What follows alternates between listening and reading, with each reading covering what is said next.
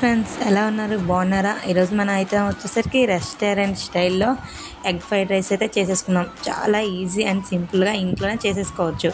ఇంట్లో ఉన్న వాటితోనే ఒక 20 రూపీస్ ఖర్చుతో ఎగ్ ఫ్రైడ్ రైస్ అంటే మామూలుగా ఉండదు కదా. Welcome to Anu foods. నేను మీ అనుష. నా ఛానల్ని ఫస్ట్ టైం చూసినట్టయితే ప్లీజ్ సబ్స్క్రైబ్ గైస్. ముందుగా ఒక కడాయి తీసుకొని అందులో కొంచెం ఆయిల్ వేసేసుకొని ఒక 4 గుడ్లను పగలగొట్టి అందులోనే కొంచెం మిరియాల పొడి, కొంచెం సాల్ట్ వేసి బాగా ఫ్రై అయ్యి దగ్గర అయినప్పుడు కొంచెం పసుపు వేసి బాగా రోస్ట్ చేసుకొని పక్కన పెట్టేసుకోవాలి.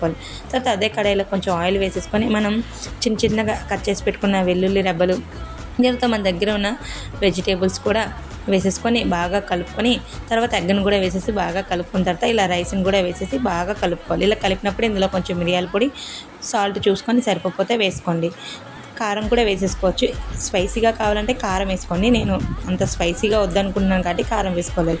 తర్వాత కొంచెం వెనిగర్, కొంచెం సోయా సాస్ వేసేసుకుంటే భలే అంటే భలే ఉంటుందండి. చూసారు కదా, చూస్తుంటే నోరు ఊరిపోతుంది. ఏ రెస్టారెంట్లో ఫుడ్ కూడా పనికిరాదు, అంత టేస్ట్గా ఉంటుంది. ఒకసారి ట్రై చేసేయండి. Thank you.